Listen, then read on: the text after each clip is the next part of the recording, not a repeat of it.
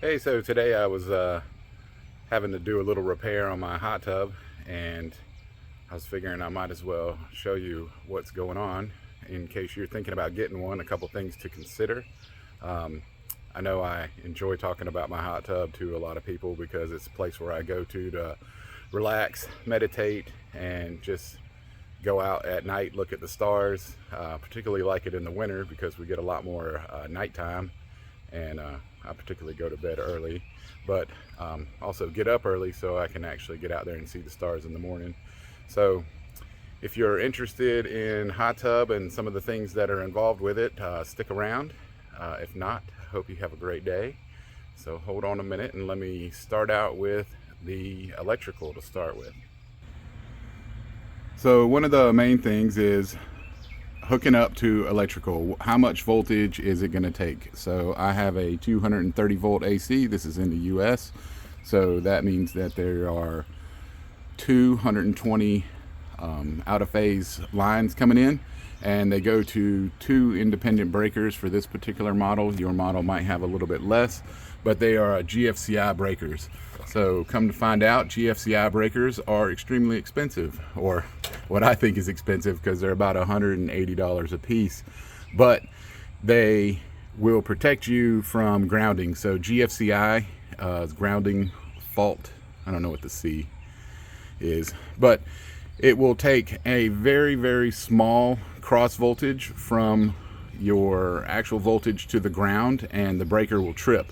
So a lot of times people think that they can take a hair dryer and put it into the bathtub with them and it electrocute them, but now with the regulations out there with GFCIs, as soon as you were to put that hair dryer into the bathtub with you, then it's gonna cause a small leakage over to the ground. The GFCI will sense it and pop, versus it taking the number of amps, which is normally like 15 in a house. Out here we got a 20 and 30, but that small voltage going to ground, it's going to indicate that there's a problem in the system. So the GFCIs are a big life-saving feature for this. Now, I mean, this is what code says that you're supposed to have for your hot tub as well. So outside of the GFCIs themselves, your actual breaker panel itself, I have a 60 amp breaker coming out to this panel, and it's a 6-AUG wire coming out, and you need to have enough room to be able to put a 230 volt 60 amp breaker into your main breaker panel coming out to this one. Now for me, originally I had this breaker over on a different portion of the house, so I came off my main breaker panel, but I ended up having to get the power company to come out and get a whole nother panel, which worked out because then I was able to break off my wood shop and the hot tub and the pool and different items like that to go on a separate meter. So it kind of freed up my home main breaker system. So you'll have to look to see what you have available to you. The hot tub itself has been drained because I'm having an issue with a temperature sensor in there. I normally set it to about 99, 100 degrees so I can come out and just sit in here and I'm not getting too hot. If you're really gonna run it up or you're gonna have a party and you wanna actually get it to hot tub temperatures, that's 105 degrees, which you might not think 5 degrees is a lot of difference, but it is a huge difference when it comes to sitting in there for a long period of time. I actually can come out here and probably sit in here for about an hour, and I pretty much do it every day. So the cost of keeping the water hot and the chemicals and things of that nature is well worth it for me, because this is a place where I can sit back, think, meditate, and actually get my thoughts in order. And I get to look around, see the trees, look at the stars, so it's nice for me. So I'm going to get into the panel in just a minute. This particular model I got on Facebook Marketplace for 500 bucks. It is a Vanguard Hot Springs, like a 2009 model. The guy said it worked great, no problems whatsoever.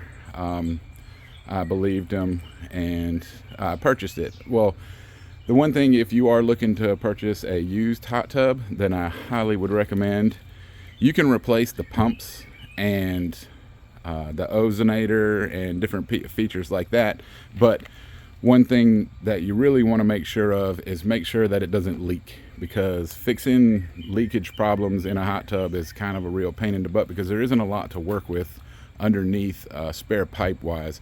So as long as it's not leaking, getting it on Marketplace or Craigslist or whatever else you're going to find one on is not a bad deal. I think it's kind of well worth it, because this was around a $15,000 to $19,000 hot tub to start with.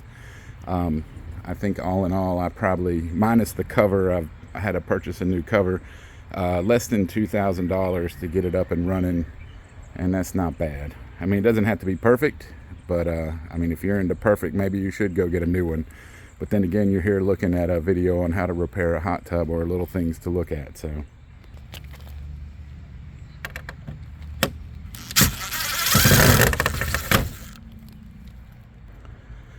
I kind of have to use wood screws to hold this thing together, because I kind of beat up the panel.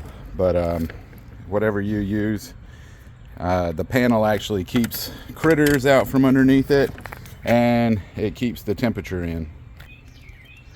I think this is what scares most people, is looking on the inside, but we'll go ahead, we'll look at a couple of different pieces for this thing.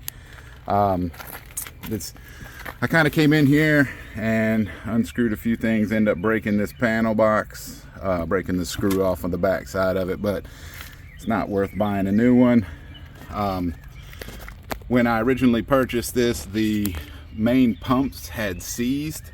Had I looked inside and known what the heck I was looking for, I would have seen that it was rusted, pretty much where the pump and the motor meet up.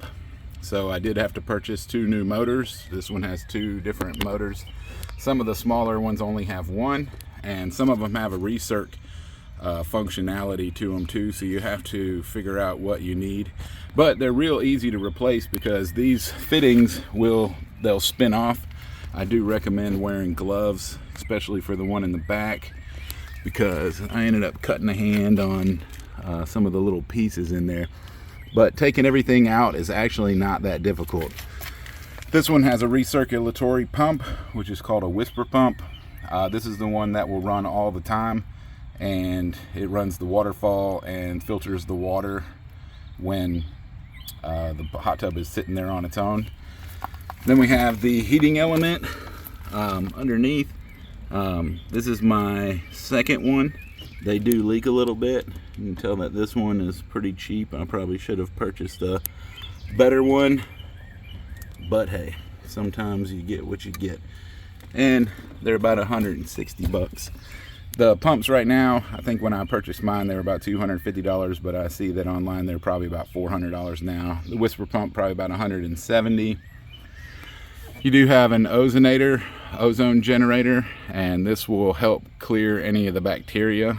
It runs through the whisper pump side of the house, so it generates some of those little bubbles that you see.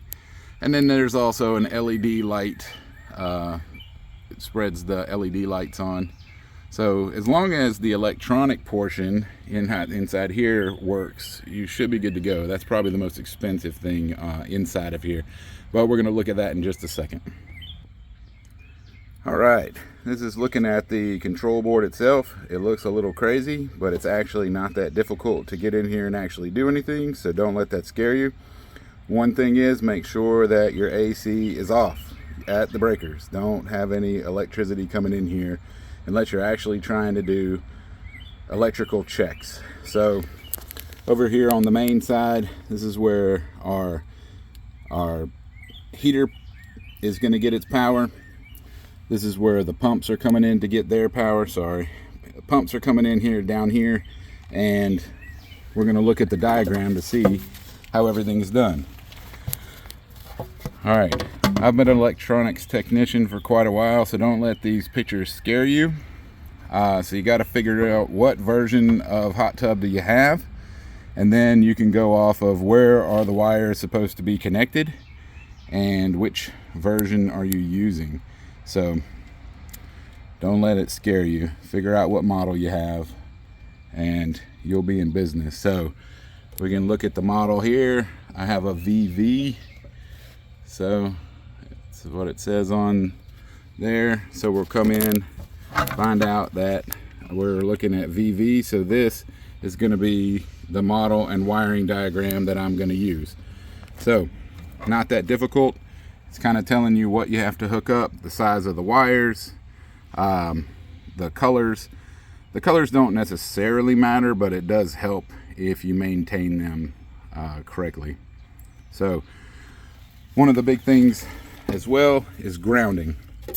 So I'm using 6-AUG bare copper wire for the majority of these.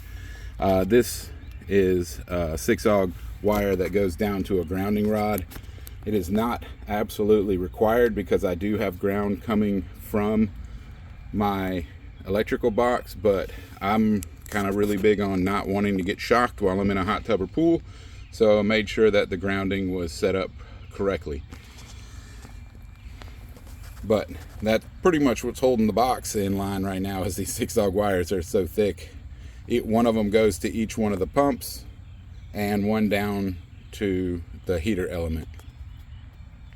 Alright, so I'm looking for a thermal issue at the moment. So I mean, these circuit cards have pretty much labels on them.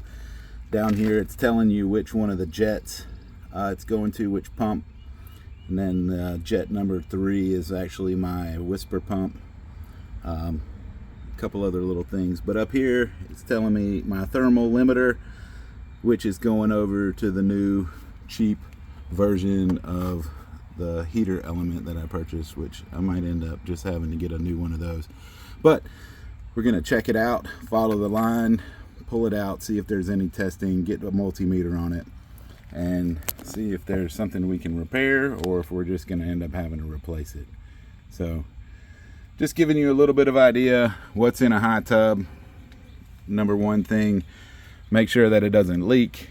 A lot of these little clear pipes you can replace, but once it starts getting to the bigger pipes and the bigger connections going out to all the jets in the backside, it does get a little more complicated.